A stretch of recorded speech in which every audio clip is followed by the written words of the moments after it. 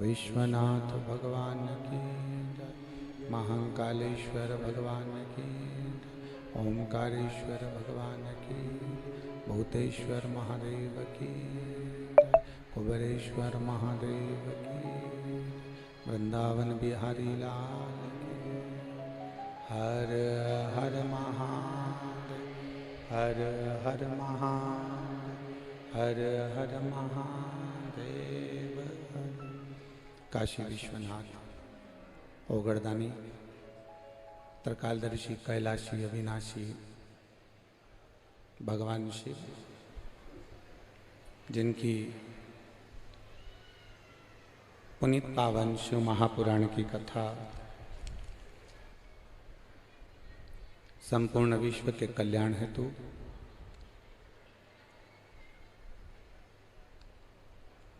पवित्र दामोदर मास में कार्तिक के महीने में ब्रज की इस पवित्र भगवान कृष्ण की क्रीड़ा स्थली कौसी कला कौसी में मां यमुना जी के पावन पवित्र तट पर संपूर्ण विश्व के कल्याण हेतु बाबा देवादिदेव महादेव की कृपा से ये पवित्र शिव महापुराण की कथा संपूर्ण क्षेत्रवासियों के कल्याण हेतु श्रवण करने का सौभाग्य मिला है। बड़े भाग्यशाली हैं ब्रजभूमि पर निवास करने वाले सभी संत, साधु, गुरुजन, ब्राह्मण जन एवं संपूर्ण ब्रजभूमि पर निवास करने वाले ब्रजवासी, जो इस पवित्र धरा पर भगवान श्री कृष्ण भगवान की क्रीड़ा स्थली पर आप विराजमान हैं। कथा के मुख्य यजमान श्री सुभाष चंद्र जी अग्रवाल, रानू जी अग्रवाल, श्री सुभाष चंद्र अग्रवाल, श्रीमती रानू जी अग्रवाल, श्री सौरभ जी अग्रवाल, श्रीमती सोनल जी अग्रवाल एवं समस्त अग्रवाल परिवार एवं समस्त शिव भक्त परिवार, कौशिकला, जिला मथुरा, उत्तर प्रदेश। एक बार जोरदार ताली बजाकर श्री सुभाष जी, सौरभ जी के लिए जोरदार साधुवाद, वंदन, अभिनंदन। बाबा की कृपा, दया और उनकी उदारता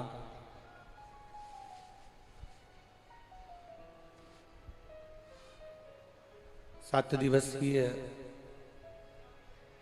शिव महापुराण की कथा श्रवण करने का जो सौभाग्य मिला है, दामोदर मास के, कार्तिक मास के पावन अवसर पर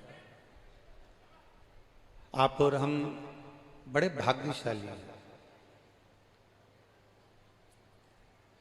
एक तो शिव महापुराण की कथा मिल गई,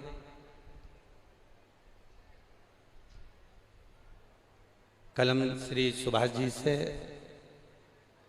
अग्रवाल जी से कह रहे थे कि अग्रवाल जी बड़े भाग्यशाली हो कि ये शिव महापुराण की कथा आपको कार्तिक महीने में दामोदर मास में प्रारंभ हो रही है और प्राप्त हुई है,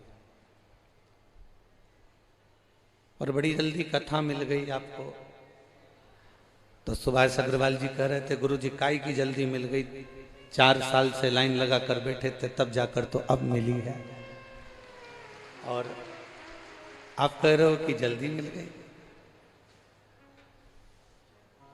अच्छा, इससे जजमान भी बड़े कम मिलते हैं जो मुंह पर जल्दी से जवाब दे देते हैं, अपने अंदर रखते कुछ नहीं है, जो बोलना है बोला बोला बोला और चले।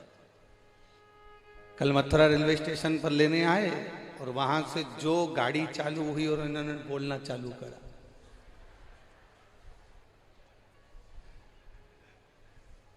वो पीछे बैठा था गाड़ी का ड्राइवर, और वो कह रहा काका जी आराम से। काका जी बोले बोलना आराम से कि चलाना आराम से। वो चला, इतने अंदर से शिव भक्ति इनके अंदर समाहित है, इतना भगवान शंकर के प्रति प्रेम है, इतनी भगवान शंकर के प्रति भाव है कि कई साल से निवेदन कर रहे थे और बाबा ने ये 2023 में दामोदर मास में कार्तिक महीने में श्रवण किया। उसके लिए अग्रवाल परिवार को बहुत बहुत साधुवाद देते हैं। बाबा देवाधिदेव महादेव की कृपा पर बनी रहे। बोल बम का नारा है, इतना धीमा बोलोगे तो कल्याण तुम्हारा है। अच्छे से बोलो जरा, बोल बम का नारा है, बाबा एक सहारा, सारी समस्या का हल। शिव कथा कर रही, शिव महापुराण की कथा कर रही। ये ब्रजभूमि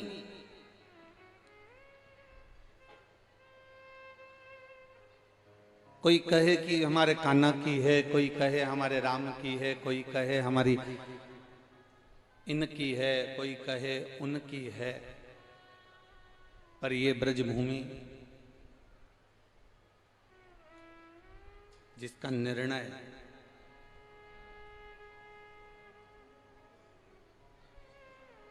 जब भगवान गौलक धाम में विराजमान है,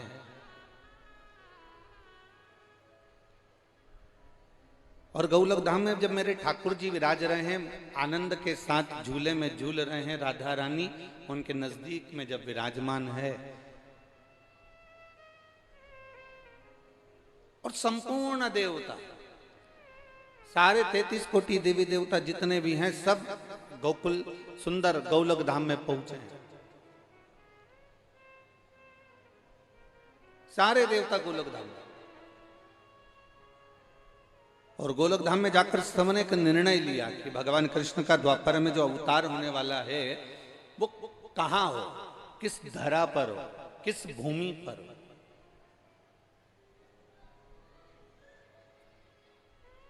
ऐसी पवित्र भूमि का निर्णय किया जाए पहले कि भगवान जहां आए।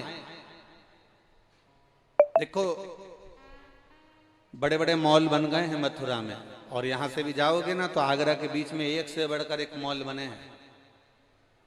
पर जितने भी मॉल बने हैं ना, खरीदारी के लिए बने हैं, उसमें कपड़ा मिल सकता है, सोना चांदी मिल सकता है, किराने का सामान मिल सकता है, बेडशीट मिल सकती है।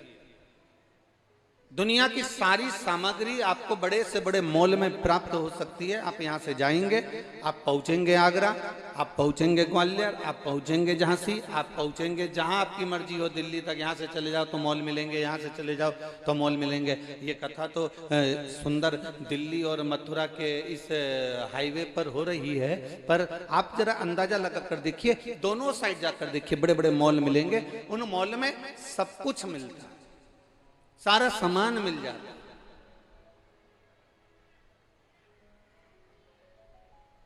मॉल के अंदर आपको सारी वस्तुएं प्राप्त हो जाती है, सारा सामान प्राप्त हो जाता है, पर मॉल के अंदर संस्कार प्राप्त नहीं हो पाते। संस्कार के लिए आपके घर का माहौल की जरूरत पड़ती है, मॉल की जरूरत नहीं पड़ती। अच्छे संस्कार के लिए, अच्छी आनंदता के लिए, बच्चों को विद्वान बनाने के लिए, बच्चों की विद्वत्ता के लिए एक मॉल की जरूरत नहीं है कि मॉल में जाओगे तो वहां संस्कार मिल जाएगा। मॉल के अंदर जाओगे तो कुछ प्राप्त हो जाएगा। मॉल के अंदर वस्तु मिल सकती है, मॉल के अंदर सामग्री मिल सकती है, मॉल के अंदर आपको कपड़े, वस्त्र, आभूषण, रतन, माणिक, मोती सब प्राप्त हो सकता है, पर संस्कार नहीं मिल सकता। संस्कार अगर आपको प्राप्त होता है तो आपके घर के माहौल से प्राप्त होता है। जैसे इस पवित्र ब्रजरज में, इस पवित्र ब्रज की भूमि पर, इस पवित्र यमुना जी के घाट पर, इस पवित्र वृंदावन की पवित्र ब्रजरज पर जब कोई आता भी है ना, तो कितना बड़ा निष्ठुर क्यों ना हो, कितना भी विचित्र व्यक्ति क्यों ना हो, पर जैसे ही मथुरा के रेलवे स्टेशन पर उतरता है, बस स्टैंड पर उतरता है, और ब्रज की रज उसके शरीर से लगती है ना, तो यहाँ का माहौल ही ऐसा है कि उसके मुख से राधे राधे निकलना प्रारंभ हो जाता है। यहाँ का माहौल ही कुछ ऐसा। राधे अपने आप मुख से निकलने लगता है।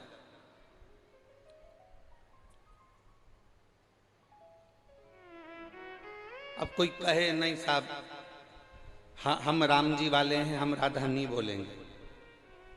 कोई कहे हम कृष्ण, हम ये वाले हैं, हम राधा नहीं बोलेंगे। कोई कहे हम ये वाले हैं, हम राधा नहीं बोलेंगे। मत बोलो, 2-4 दिन जरा वृंदावन में रह लो।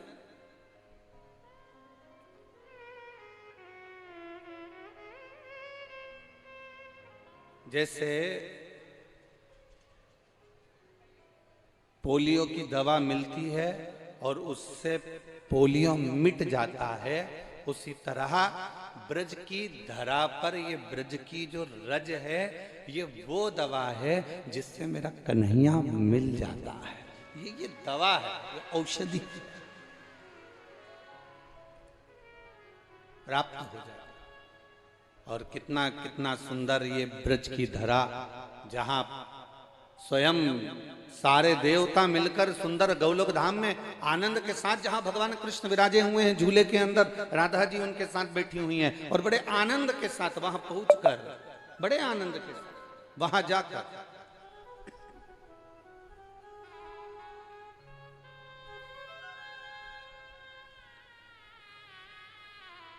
बड़े आनंद के साथ वहां पहुंचकर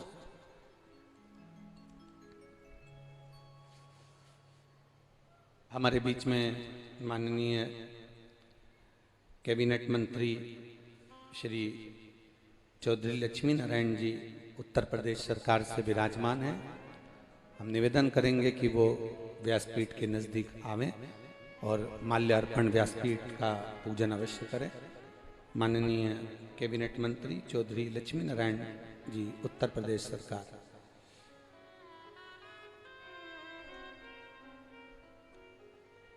शिव तत्व की प्राप्ति और महाराज शिव महापुराण की कथा कर रही है, भगवान शंकर का पवित्र चरित्र कह रहा है। सारे देवता 33 कोटि देवता सब सुंदर गोलोक धाम में जाकर विराजमान हुए सब।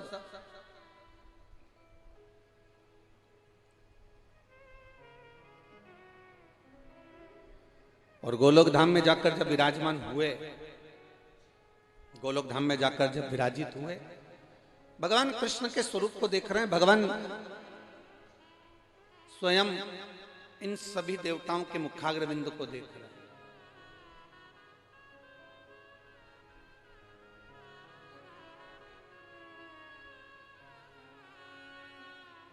थोड़ी देर तक भगवान कृष्ण ने सारे आए हुए देवी देवताओं का दर्शन किया और देवी देवताओं ने भगवान कृष्ण का दर्शन किया। बहुत बहुत थोड़ा समय उनका दर्शन में निकला।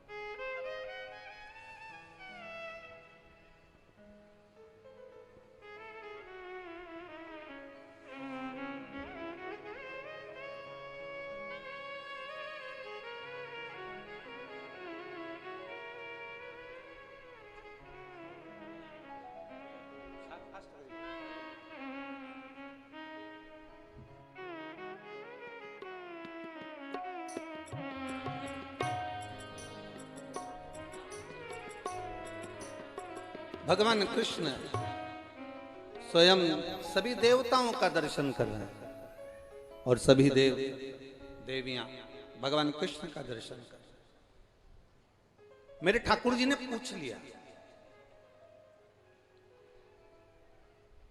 गोपेश्वर गोपी शिव महापुराण की कथा ब्रज की रज में चल रही, बड़ा सावधान होकर सुनना।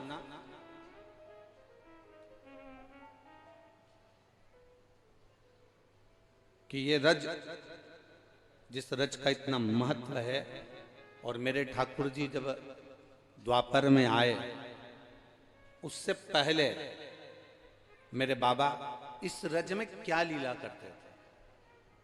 मेरे शंभु, मेरे त्रिकालदर्शी, मेरे कैलाशी, मेरे शंकर इस रज में कैसे विराजमान रहते थे, किस आनंद के साथ मेरे बाबा यहां पर रहे। बहुत ध्यान से सुनो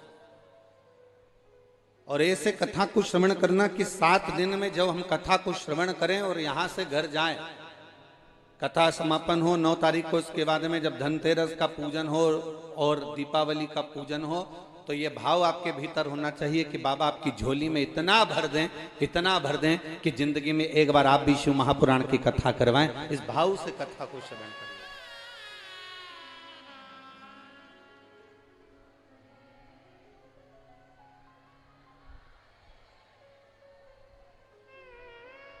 शंभु शरणे पड़ी मांगू घड़ी रे, दुख काटो दया करी ने दर्शन। शंभु शरणे पड़ी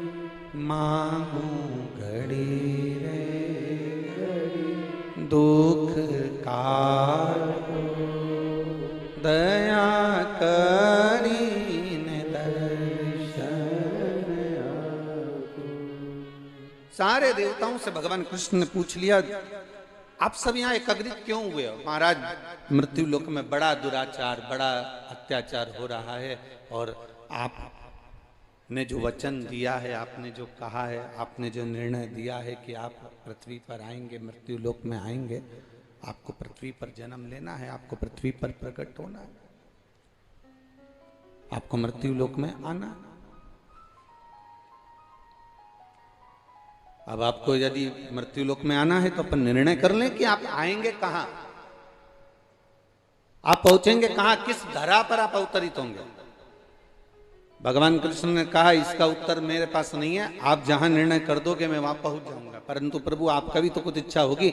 जैसे यहाँ पर कई लोग बैठे होंगे, उनकी भी तो इच्छा होती है कि भैया आगे आगे के पंडाल में हम बैठे। फिर कई लोगों की इच्छा होती है, नहीं साहब हमें तो कुर्सी मिलना चाहिए। कई लोगों की इच्छा होती है, नहीं साहब हमें तो सोफा मिलना चाहिए। कई लोगों की इच्छा होती है, नहीं साहब हम राइट में बैठे कि लेफ्ट में बैठे। ये तो आपके ऊपर निर्भर करता है कि आपको बैठना कहाँ है।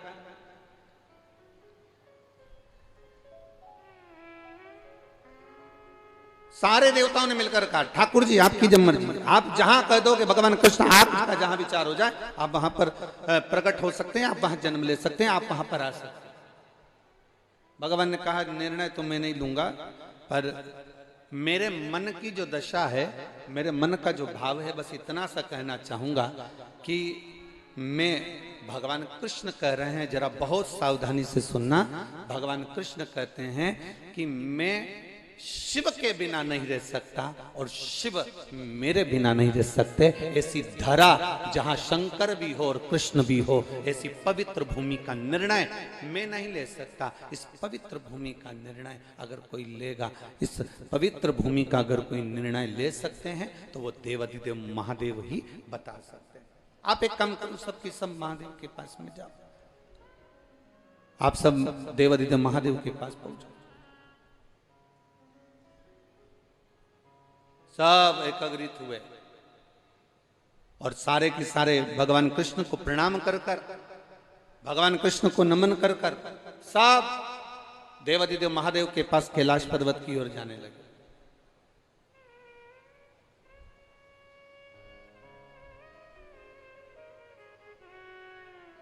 अब जैसे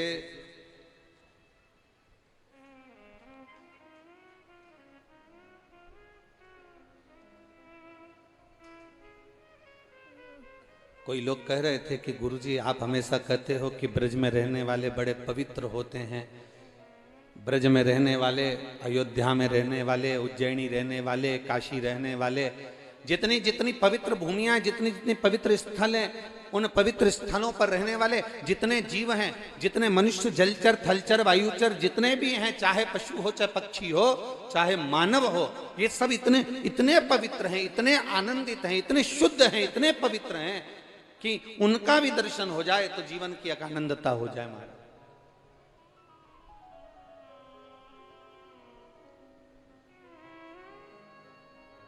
एक बात बहुत अच्छे से कहना चाहेंगे आप लोगों को, ब्रजवासी कितने बैठे हैं यहाँ, ब्रज में निवास करने वाले? अरे सभी बैठे हो, रख लो हाथ नीचे रख लो, कोई बात नहीं। बहुत जोरदार, एक बार आपके लिए ही ताली बजा लो, बहुत जोरदार।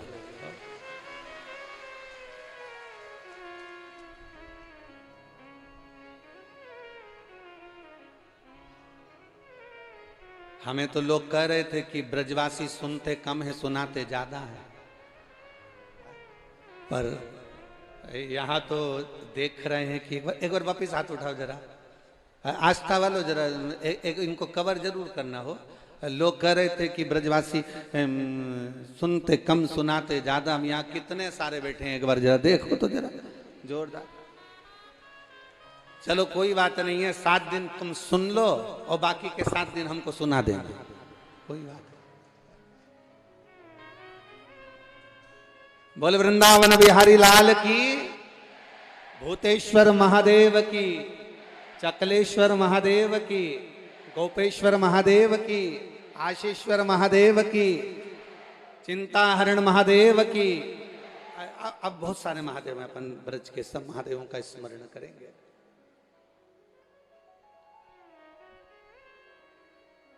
देखिए भगवान सारे देवता सब एकत्रित होकर, सब आनंदित होकर, सब की सब कैलाश पर्वत पर चले गए और बाबा देवादिदेव महादेव के पास में जाकर सबने हाथ जोड़कर निवेदन करा, सबने प्रार्थना की।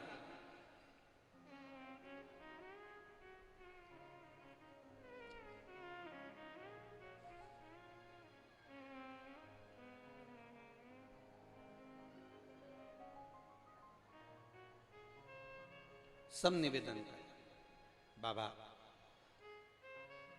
शंकर भगवान ने जो श्रवण करा, जो उनके सम्मुख में बात आई, तो देवादिदेव महादेव ने पूछ लिया क्या हो गया, कैसे आना हुआ। सब गए थे सुंदर गोलोक धाम में, तो गोलोक धाम में गए थे तो ठाकुर जी के दर्शन हुए होंगे आपको। हाँ हाँ, ठाकुर जी के दर्शन तो हो गए, राधा रानी के भी हो गए, पर बात इतनी सी है कि भगवान को अवतार लेना, प्रकट होना। तो फिर पूरी पृथ्वी पर अनाचार, दुराचार, अत्याचार सब हो रहा है और ठाकुर जी को प्रकट होना, कहां होंगे। शंकर भगवान ने कहा जहां ठाकुर जी की मर्जी हो वहां उनका प्रागट्य हो जाए। नहीं नहीं नहीं, उन्होंने भेजा है कि जहां शंकर है वहां कृष्ण है, जहां शंकर हैं वहां राम हैं, जहां शंकर हैं वहां नारायण हैं, और जहां कृष्ण है, जहां राम है, जहां नारायण है, वहां शंकर स्वयं विराजमान है। तो अब यह निश्चित करा जाए कि भगवान कृष्ण का अवतार कहां हो, भगवान कृष्ण प्रकट कहां हो। तो इतने में माता पार्वती जी भगवान शिव जी के नजदीक में विराजमान थी और माँ जगत जननी उस समय पर बैठकर दोनों संवादों को सुन रही थी, भोलेनाथ के और सारे देवताओं के। तो माँ जगत जननी जगदम्बा माता पार्वती जी के मुख से उसी समय निकल गया। तो उन्होंने माँ जगत जननी पार्वती जी ने कहा, प्रभु केवल एक स्थल ऐसा है जो मुझे अति प्रिय है। भगवान शिव ने पूछा वो कौन सा। तो भगवान शंकर जब कहते हैं तो पार्वती जी कहती हैं वो केवल एक रज है, और जिस रज में आप स्वयं अड़भंग बनकर उस रज में लोट लगाते हो, अड़भंग बनकर उस रज को अपने ऊपर चढ़ा लेते हो, अड़भंग बनकर जिस समय पर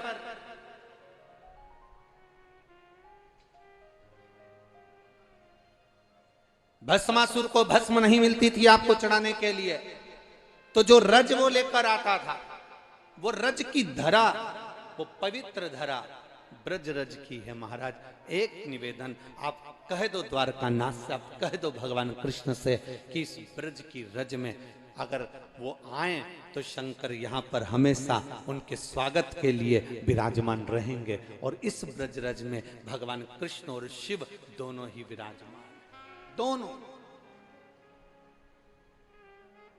अब कहोगे गुरुजी ये कहां की बात है कि भगवान शंकर पहले से विराजमान। अगर भगवान शंकर विराजमान नहीं होते तो जरा विचार करिए, भगवान कृष्ण ने माटी खाई और मुख में सृष्टि का दर्शन हुआ, दर्शन हुआ तो माता यशोदा जी को चिंता हुई तो उन्होंने तुरंत उसी समय पर देवादिदेव महादेव को आमंत्रित करा। आज जरा सावधानी से सुनना कथा। कई लोग कह रहे थे क्या यशोदा जी एक लोटा पानी चढ़ाती थी, क्या कौशल्या जी एक लोटा जल चढ़ाती थी, क्या दशरथ जी महाराज एक लोटा जल चढ़ाते थे? जरा कथा को सावधानी से सुनना। जब भगवान कृष्ण के मुखाग्रविंद में सृष्टि का दर्शन मेरी मैया यशोदा को होता है, तब यशोदा जी देवादिदेव महादेव को याद कर कर कहती है, बाबा मैं तेरे मंदिर रोज आती हूँ, जल चढ़ाने रोज आती हूँ, मेरे शंभु, मेरे त्रिकालदर्शी, मेरे कैलाशी, मेरे अविनाशी, आप कहाँ हो? उसी समय पर देवादिदेव महादेव प्रकट हो जाते हैं और मथुरा में आज भी चिंता हरण देवादिदेव महादेव विराजमान है। आज भी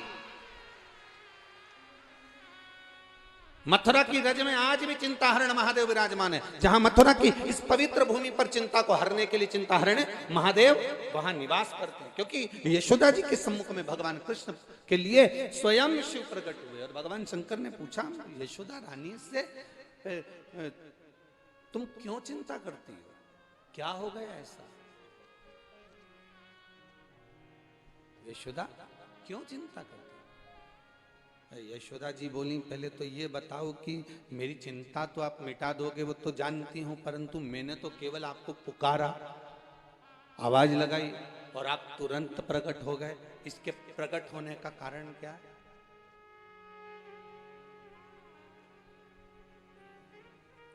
कभी ये प्रॉपर्टी खरीद ले तुझे ये फल जाएगी, तो ये कार्य कर ले तुझे ये फल जाएगा। कभी कभी आप अपने बेटे से, अपने बच्चों से कहते हो और वो काम सफल हो जाता है, वो फल जाता है कभी कभी।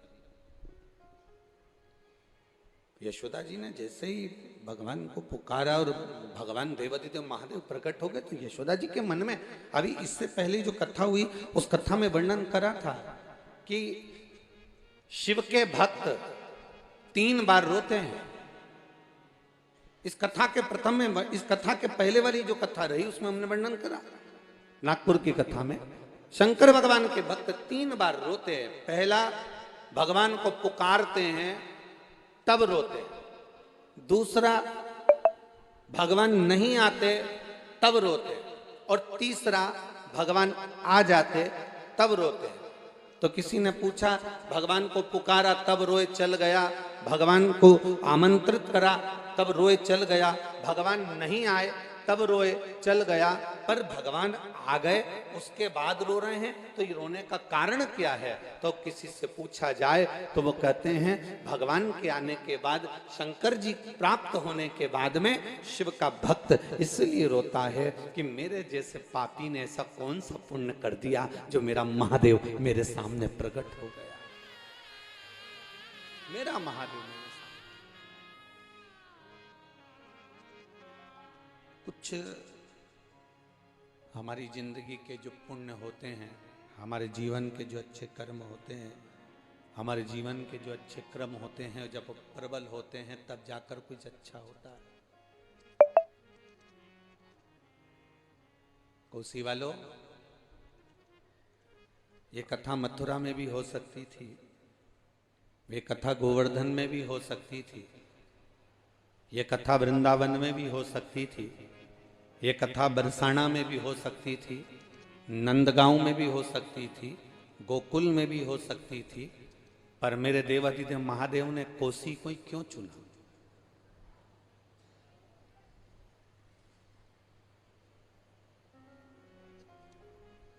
क्यों?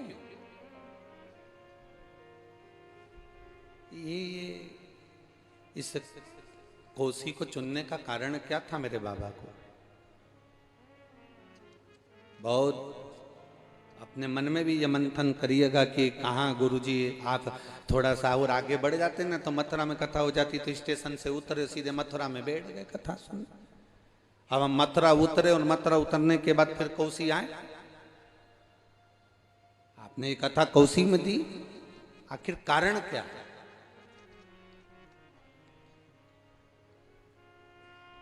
क्या कारण? ऐसा क्या है इस पवित्र भूमि क्रीड़ा स्थली भगवान कृष्ण की कौशी कला में? ऐसा क्या है जहाँ भगवान ने इतनी क्रीड़ा करी और शिव महापुराण भी मिली, तो इस धरा को मिली, इस पवित्र भूमि को मिली? उसका केवल एक कारण था। कभी आपने अगर स्मरण किया हो तो कुर्म पुराण में एक बड़ी सुंदर चरित्र लिखा,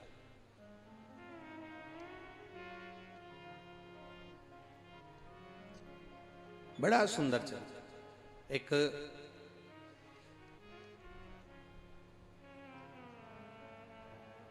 कौशिक ब्राह्मण था। अगर आपसे भी पूछे ना कोई, अग्रवाल जी की ये कथा कोसी में किससे मिली, तो कोसी की आप स्मरण में जरूर कहना कि मेरा शिव साधारण जगह पर कहीं पहुंचा है तो उसका कुछ ना कुछ कारण है। उस भूमि पर अगर पहुंचा है मेरा देवादिदेव महादेव तो कुछ कारण हो सकता है। और आज सब आप गौरव महसूस करिएगा कि कोशी की इस पवित्र भूमि पर कथा सुन रहे हो, ब्रज 84 कोस की इस पवित्र भूमि पर बैठकर कथा सुन रहे हो। आज आपके भीतर गर्व होना चाहिए कि ये वो धरा है जिस धरा का वर्णन कुर्म पुराण के अंतर्गत वर्णित किया। कहा एक कौशिक ब्राह्मण था और वो ब्राह्मण इतना विचित्र था कि उसको क्रोध बहुत आता था, बहुत क्रोध, और इतना चिड़चिड़पन, इतना क्रोध और गलत कार्य करना, गलत विचार रखना, गलत सोच रखना और चिल्ला चोट करना, ये वो कौशिक ब्राह्मण जो था उसको बड़ा क्रोध भरा हुआ था। अब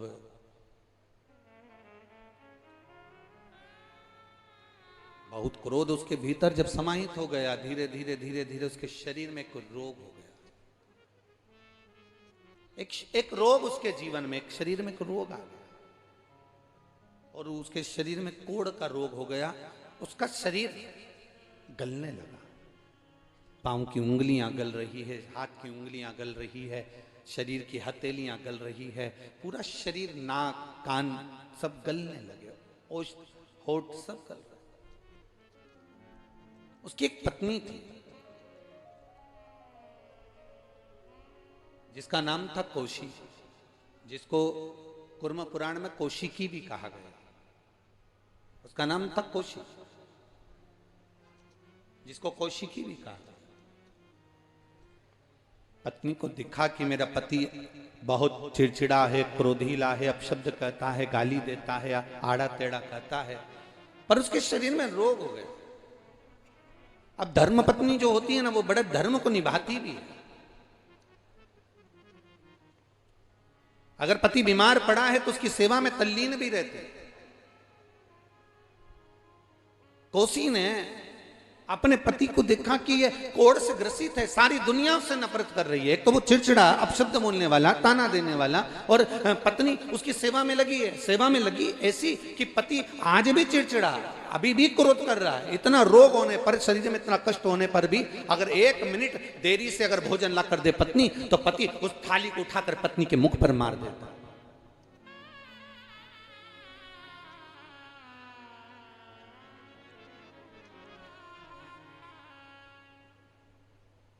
एक जरा सी देरी कर दी पत्नी ने तो पति ने क्रोध में आकर उसको मार दिया। अभी करवा चौथ गई है, आप लोगों ने सोशल मीडिया पर देखा होगा, यूट्यूब फेसबुक पर आपने सर्च करा होगा, इंस्टाग्राम पर देखा होगा। कई लोगों ने अपनी अपनी रीलें बनाई है, कई बेटे रील बना रहे हैं, कई लड़के रील बना रहे हैं, कई लड़कियां रील बना रही है, कई पति पत्नी रील बना रहे हैं। और उसमें एक बहुत विचित्र चीजें दिखाई कि पति का आरती पत्नी उतार रही है, और पति अगर जरा सा भी कुछ गलत कर रहा है तो पत्नी उसके चेहरे पर थप्पड़ मार रही है। यह क्या सीख देना चाह रहे हो आप में से किसी ना किसी ने तो रील देखी होगी ना? जिनने देखी जरा हाथ उठाना। हाँ, उठा हुआ है, देखी कि नहीं देखी? देखिए ना, कई लोगों ने ऐसी रीलें बना बना कर डाली है। पति अगर कुछ गड़बड़ करा, पत्नी ने आरती करते करते उसके चेहरे पर थप्पड़ मार दिया। पति ने कुछ गड़बड़ करा, पत्नी ने उसके चेहरे पर उसको झाड़ू से उठाकर, डंडे से उठाकर मार दिया। क्या सीख दे रहे हो आप? और इंस्टाग्राम देखने वाले, फेसबुक देखने वाले, यूट्यूब देखने वाले बड़े प्रसन्न हो रहे हैं, पलंग पर सो कर देख रहे हैं, विचार करते करते सोफे पर पड़े पड़े मुस्कुरा रहे हैं कि उसने अपने पति को मार दिया, उसने ये गलत कर दिया। कई चीजों में, कई मदिरा का नशा, दारू का नशा, बोतल पीते हुए, और वो अपनी पत्नी के पास आ गया और उसकी आरती उतारी जा रही है, और फिर पत्नी उस पति को मार रही है। ये क्या चरित्र दिखा रहे हो?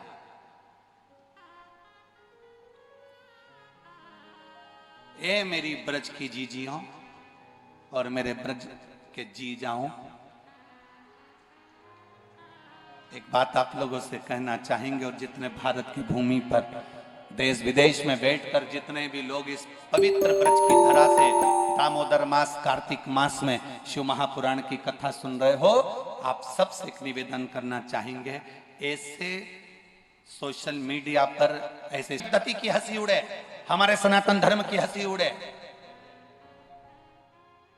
हमारे यहाँ के ऐसे संस्कार नहीं है, हमारे यहाँ पर ये सिखाया नहीं जाता। हमारे यहाँ तो ये सिखाया जाता है कि ब्रज 84 कोस में जब कोसी कला पड़े, ब्रज 84 कोस में जब कोसी आओ, तो कोसी में आने के बाद में उस कौशिक ब्राह्मण की धर्म पत्नी कोसी को याद करना, जिसका पति के शरीर में कोढ़ का रोग हो गया। पति ने थाली उठाकर मार दी, डंडा फेंक कर मार दिया। उसके बाद भी पत्नी अपने पति को, हाथ की उंगलियां गल चुकी थी तो अपने हाथ से रोटी खिलाती है और अपने हाथ से वस्त्र पहनाती है, अपने पति की सेवा करती है। आज पति ने कहा मेरा मन करता है, मैं दर्शन के लिए जाना चाहता हूं। पत्नी ने कहा चलिए मेरे साथ। पत्नी उसको लेकर चली। चलते चलते पत्नी हाथ पकड़कर जा रही थी, कोसी हाथ पकड़कर जा रही थी, और जाते जाते बीच में मांडव ऋषि बैठे हुए थे। इनको स्मरण, पत्नी ने अपने पति से कहा कि मांडव जी बैठे हैं, थोड़ा सा इधर सरक कर आओ। और पति कोढ़ के रोग में इतना तिल बिला रहा था, इतना तड़प रहा था, उसके स्मरण में नहीं आया। और मांडव ऋषि के पास में से निकल कर आया तो चरण मांडव ऋषि पर लग गया। मांडव ऋषि पर जो चरण लगा, लगते से मांडव बाबा क्रोध में लाल हो गए, और क्रोध में लाल होकर कह दिया, अरे ओ अंधे, बड़ी बड़ी आंखें होने के बाद भी तू देखकर नहीं चल सकता? मैं तुझे श्राप देता हूं, कल का सूर्य उदय होते हुए तू नहीं देख पाएगा, ये मेरा श्राप है तुझे। कोसी की आंख में जल भर गए, मेरे पति को श्राप दे दिया। मांडव बाबा से कहा, बाबा आप श्राप वापिस लीजिए। मांडव ऋषि कहते हैं, ऐसा पति रखकर क्या करेगी जो कोढ़ में ग्रसित है? ऐसा पति रखकर क्या करेगी जो पति तेरे को बर्तन से मारता है? ऐसा पति रखकर क्या करेगी जो पति तुझे अपशब्द कहता है? ऐसा पति रखकर क्या करेगी कोसी जो तुझे अपशब्दों पर अपशब्द कह रहा हो? ये पति क्यों? कोसी ने कहा, गुरुदेव आप अपना श्राप वापिस ले रहे हैं? कोसी कहती है, श्राप वापिस लीजिए। मांडव जी कहते हैं, मैं नहीं ले सकता। कोसी ने भी कह दिया, मेरे पति ने मुझे गाली दी, अपशब्द कहा, ताना दिया, आड़ा टेढ़ा बोला, अपशब्द कहे, उसके बाद भी मैंने अपने पति की सेवा करी है। यदि मैंने अपने पति को परमेश्वर मानकर सेवा करी तो मैं भी आज श्राप देती हूं कि कल का सूर्य उदय ही नहीं होगा।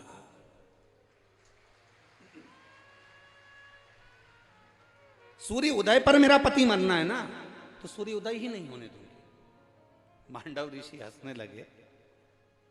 मांडव ऋषि के चेहरे पर मुस्कुराहट आ गई, हंसे, और हंसते हुए मांडव बाबा ने कहा, गजब गजब, जिसका पति अपशब्द कहता हो, ताना देता हो, गाली देता हो, बर्तन फेंक कर मारता हो, जूता फेंक कर मारता हो, तो पत्नी के मन में कभी तो जिंदगी में गलत भाव आया होगा अपने पति के प्रति, तो तेरे कहने से कुछ नहीं होने वाला।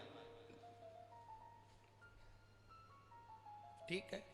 कोसी ने अपने पति को, ब्राह्मण को लेकर चल दी, एक वृक्ष के नीचे बैठ गई। दूसरा दिन सूर्य उदय ही नहीं हुआ, तीसरा दिन सूर्य उदय ही नहीं हुआ, चौथा दिन सूर्य उदय ही नहीं हुआ। देव तक हाहाकार मच गई, देवलोक में सूर्य क्यों नहीं उग रहा? सारे देवता सूर्य भगवान के पास पहुंच गए। नारायण नारायण, सूर्य नारायण। सूर्य नारायण ने पूछा, क्या है, तुम प्रकट क्यों नहीं हो रहे, उदय क्यों नहीं हो रहे? भगवान के कहां से उदय हूं? वो कोसी है ना, उसने अपने पति के चक्कर में मुझे श्राप दे दिया कि अगर तू उगा तो सोच लेना वहीं आऊंगी। ऊपर श्राप दिया, नहीं उग सकता। सारे देवता एकत्रित होकर भगवान विष्णु के पास में गए, नारायण कुछ करिए। वो कोसी के कहने से उसका पति के चक्कर में उसके पति को मांडव ऋषि ने श्राप दे दिया, सूर्य उदय होगा और तेरा पति मरेगा। और कोसी ने श्राप दे दिया कि सूर्य उदय नहीं होगा, मेरा श्राप है, नहीं हो सकता। मेरा भी संकल्प है, मैंने अपने पति की सेवा करी है, सूर्य नहीं। क्या करा जाए? भगवान नारायण ने कहा, आप करें क्या ये बताओ। सारे के सारे देवता एकत्रित होकर नारायण के पास गए। नारायण ब्रह्मा जी के पास गए, ब्रह्मा भगवान शंकर के पास गए, कुछ करिए। शिव जी ने कहा, एक काम करो, सतियों में भी सती अनसुईया जी के पास जाइए। अनसुईया जी अगर इस कोसी को समझा देंगे तो फिर ये कोसी सूर्य देव से कहेगी तो सूर्य उदय हो सकते हैं। आप जाओ अनसुईया जी के पास, माँ अनसुईया के पास में, जहां सतियां निवास करती हैं,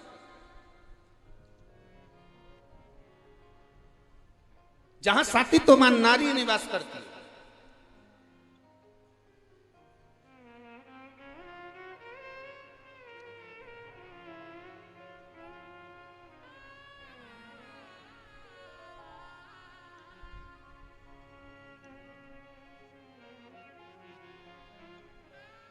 सतियों के उस झुंड में अनसुईया जी बैठी हुई थी।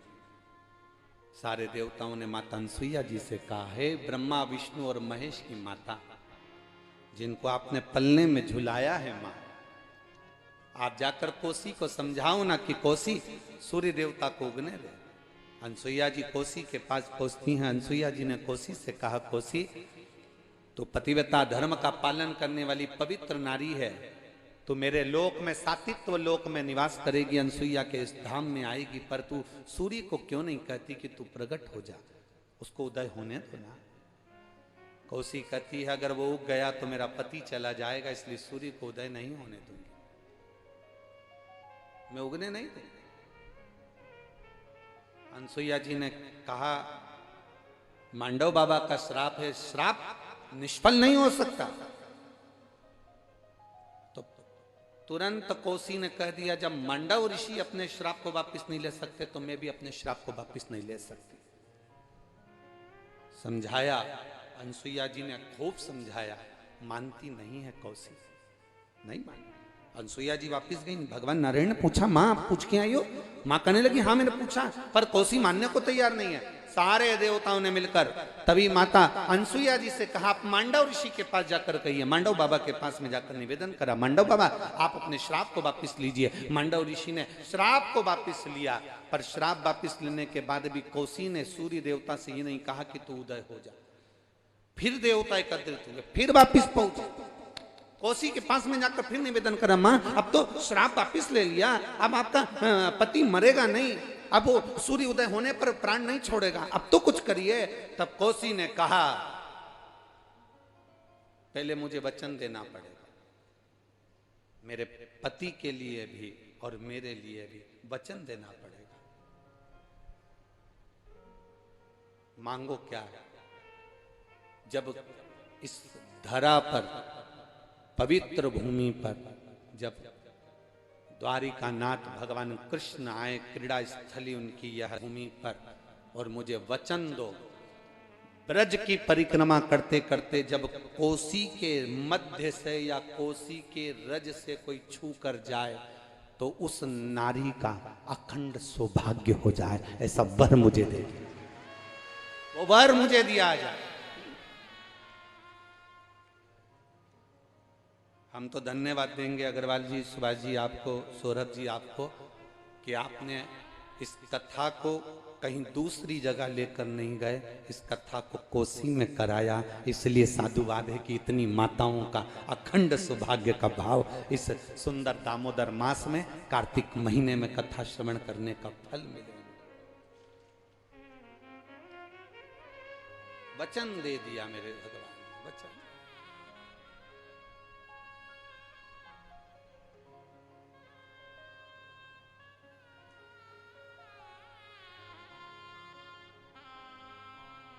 जैसे चांद में है लाली, मेरे घर में रहे उजियाली। जैसे चांद में है लाली, मेरे घर में रहे उजियाली। है ज्योत माता मेरा चूड़ा अमर करो ना। हे ज्योत माता मेरा चूड़ा अमर करो। कोसी की पवित्र धारा भगवान स्वयं कर रहे हैं, स्वयं मेरे बाबा स्वयं कर रहे हैं। पार्वती जी कह रही है कि इस ब्रज रज में मेरे कृष्ण आए, मना नहीं। जिस रज पर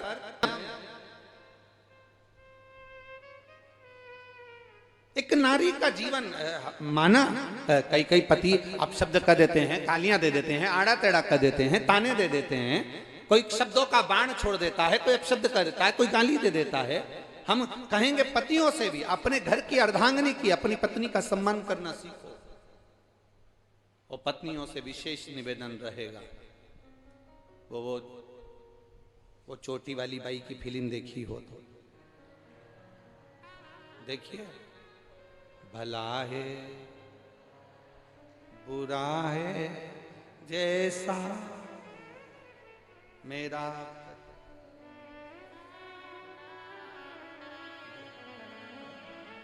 अगर तुम लोगों ने स्मरण किया हो, देखा हो, तो उसमें वो कहती जैसा भी है मेरा। मुख से एक शब्द ना निकले उसके लिए, आड़ा टेढ़ा ना निकले उसके लिए। और मेरी जीजियों और मेरे जीजाओं, एक बात अपने भीतर उतार कर रखी है कि आप ब्रज की रज में रह रहे हो, प्रयास करना कि इस रज में वही जन्म लेता है, इस रज में वही आता है जिसको मेरे भगवान ने पूरी तरह से धोकर बर्तन को साफ करा हो, वही बर्तन स्टैंड पर रखाता है। वही बर्तन, जिस बर्तन को मेरे बाबा ने, वो कहे ना, बहू जिस बर्तन को अच्छे से धो लेती है, मांज लेती, साफ कर लेती, विम पावर से सब अच्छे से उसको साफ कर लेती है, पोंछ लेती है, वही बर्तन ऊपर अलमारी में रखाता है, वही बर्तन स्टैंड पर रखाता है। जो बर्तन झूठा होता है, गंदा होता है, चिकनाई वाला होता है, वो स्टैंड पे रखा होता है। अरे बोलो तो जम के, अच्छे से तो आवाज निकालो। नहीं रखा रहता। कहाँ रखा रहता है? बाथ बेसिन में, बर्तन मांजने वाली जगह पर, मंजोटे में, वो बर्तन वहां पड़ा है, वो बर्तन वहां धरा, वो बर्तन वहां पड़ा। बस आप भी अंदाजा लगाना, जितने लोग तीर्थ में रह रहे हैं, जितने लोग आनंद में रह रहे हैं, जितने लोग कहीं उज्जैनी में, काशी में, मथुरा में, वृंदावन में, ब्रज 84 कोस में कहीं आप निवास कर रहे हैं, चाहे कुबेरेश्वर धाम के नजदीक में रह रहे हो, सिद्धपुर नगर सीहोर में रह रहे हो, चाहे तुम पवित्र भूमि पर निवास कर रहे हो, तो ये विचार कर रहना कि मेरे बाबा ने आपको घिस कर, मांझ कर, साफ कर कर अच्छे स्टैंड पर रख दिया है। आप वो बर्तन हो जो श्रेष्ठता में हो, जो आनंदता, अब वो हो, सहज नहीं। इसीलिए कहते हैं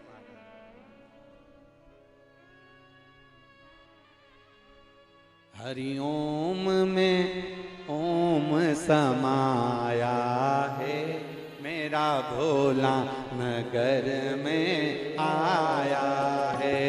हरिओम में ओम समाया है, मेरा भोला नगर में आया है।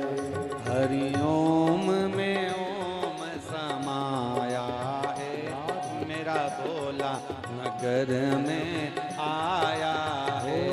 हरिओम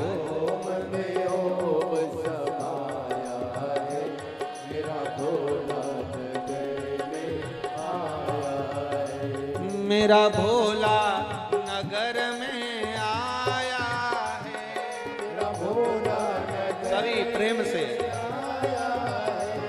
मेरा भोला नगर में आया है, मेरा भोला नगर में आया है।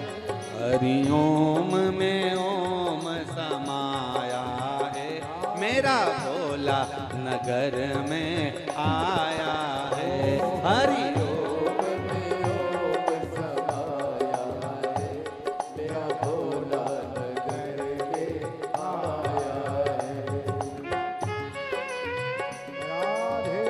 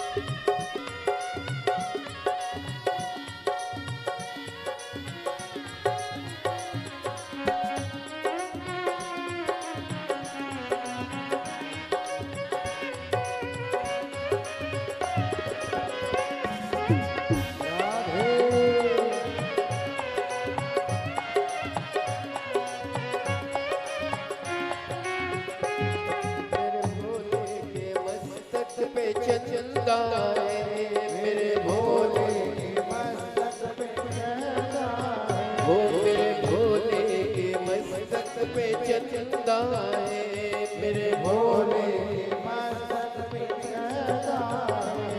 चंदा में ओम समाया है, चंदा में ओम समाया है। मेरा भोला नगर में आया है, चंदा में ओम समाया है। मेरा भोला नगर में आया है।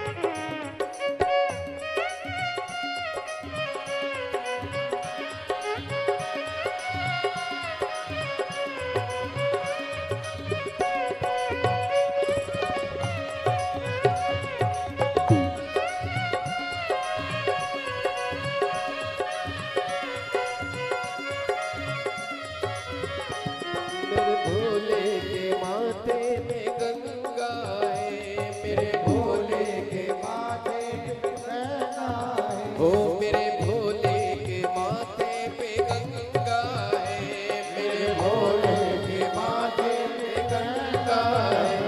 गंगा में ओम समाया है, मेरा भोला नगर में आया है। गंगा में ओम समाया है, मेरा भोला नगर में आया है।